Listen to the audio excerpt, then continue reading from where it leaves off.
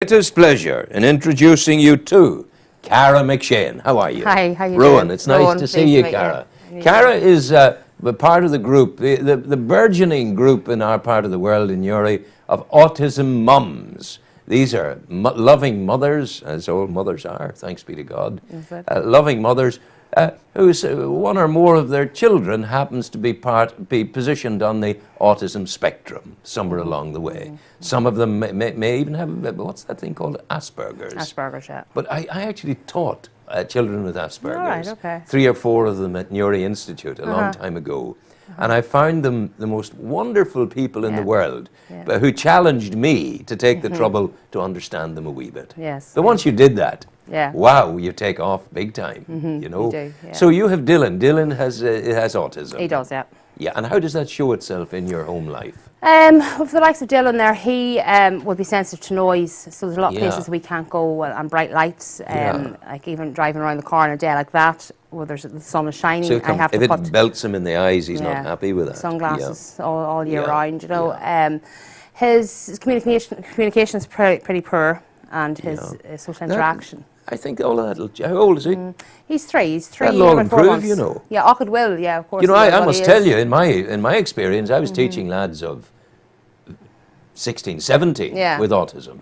And one in particular, they were all good and they all succeeded, but one in particular was there, and I remember when we left, and I hadn't seen him for 5 years, and I'm in the queue of the supermarket, and he roars at me, he says, "Rowan, I've got my degree." And he's waving the letter in the air.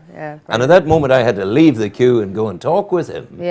So rest assured that Dylan's communicative skills will probably improve, you know. As you say, you rightly say, it is a spectrum, and some kids on the spectrum are non-verbal forever. You know, some of them don't talk, some of them maybe learn to talk and actually regress.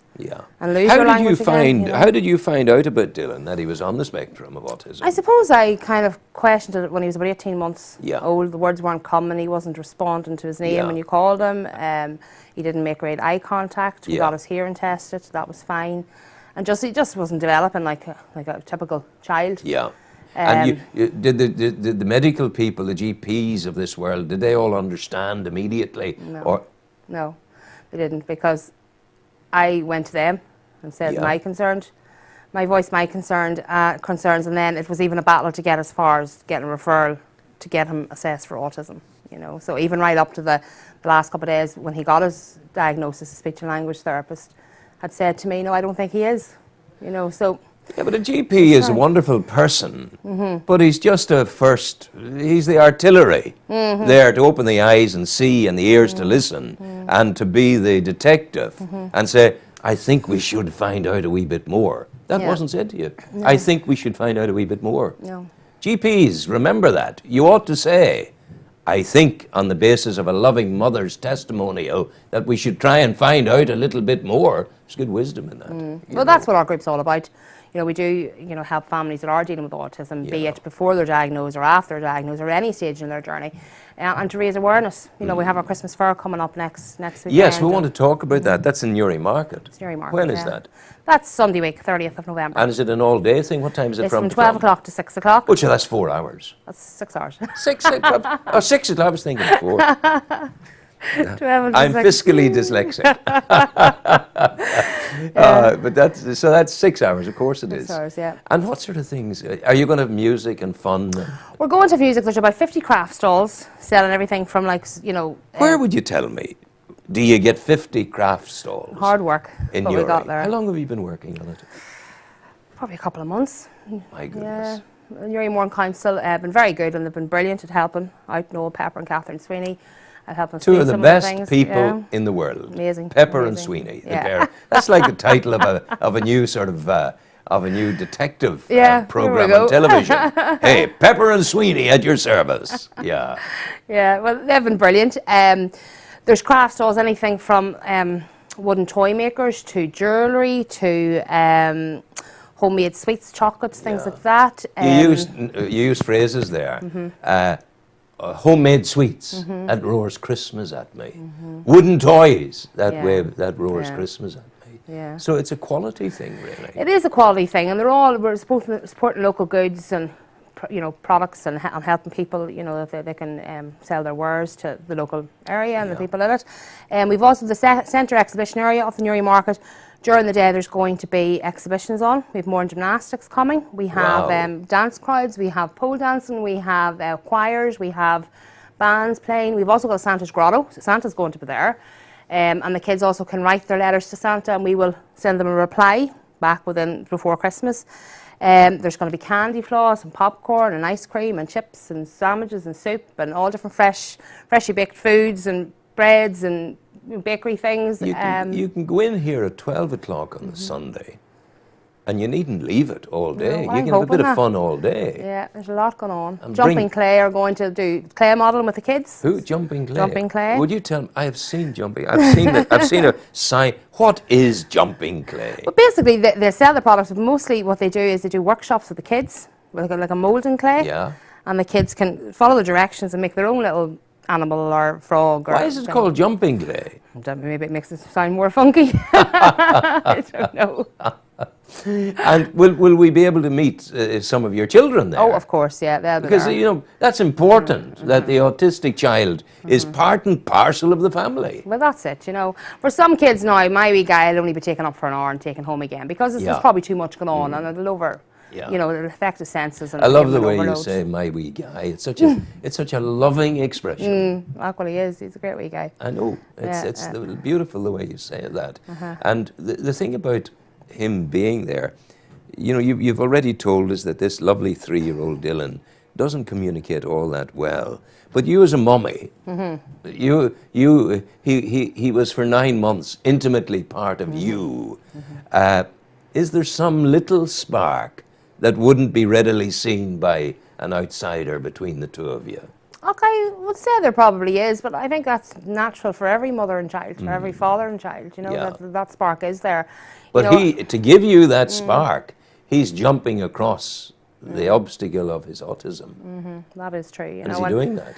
He is, and a lot. I mean, he has learned to be more affectionate. Yeah. He give you a hug. Yeah, and he didn't used to do that. It used to be, we trained him kind of almost to do that, and it would have been on his terms, and he wanted the comfort. But if you asked him for a hug, that would never have happened. No. But now he does. No, he does. I just smack my lips, and he comes running to give me a kiss. You a hug. Yeah. Kiss. So he's great, Train him well. That is fantastic. Yeah. So he's there, and he's at ease with all of that, and he's developing all the time. It's a great journey you're on. It's a fantastic, wonderful journey. Remind me of the number of families affected in our area with autism. In in part of your group. Yeah, well, part of our group, we've over about 110 families in the group. 10 families. That's Newry and more. That's Newry and more, and that's not even everybody in Newry and more, and that's just our group. And people are looking to join. But you're a powerful group. Yeah.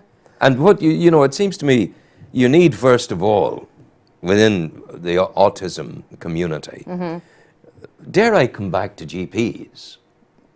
You need GPs to listen. You have enough power as 100 families to work together to do that. We need GPs to listen. We need the government to listen. We need more services. This group came about because there was obviously lacking services somewhere. To feel the need for us to start our own.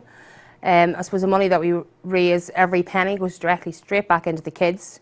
Whether we run our Friday night club, which we do every Friday in the Bosco, or we arrange trips, and we heavily subsidise them, if not pay for them by themselves. It gives people the opportunity to take their children into an environment whereby they're not going to be judged, because a lot of these kids would maybe have typical, as what they call behavioural issues, but they have no control of them. They're not behavioural issues. They're just reactions to things that we don't understand. Stimuli is there, and they respond in a certain way. Yeah, and it might be too overwhelming for them, noise, volume, smells, and this is how they respond. And because of that, some parents are very hesitant to bring them out into society for fear of what people will think of them or judge them and think they're having a bad child, because there's How dare we judge anybody, especially beautiful autistic children? I'll tell you a story. I'm standing at Connolly Station in Dublin, waiting for the 10 minutes to 5 train back to the north. And I'm standing there minding my own business, and it's about a month ago. And I'm aware that there's this big lad with his father, obviously his father, standing there looking at me. And I'm aware I'm being sized up, looked up and down. He came across to me. He says, I was thinking, he said, you didn't have the beard when you were talking to me. An autistic lad.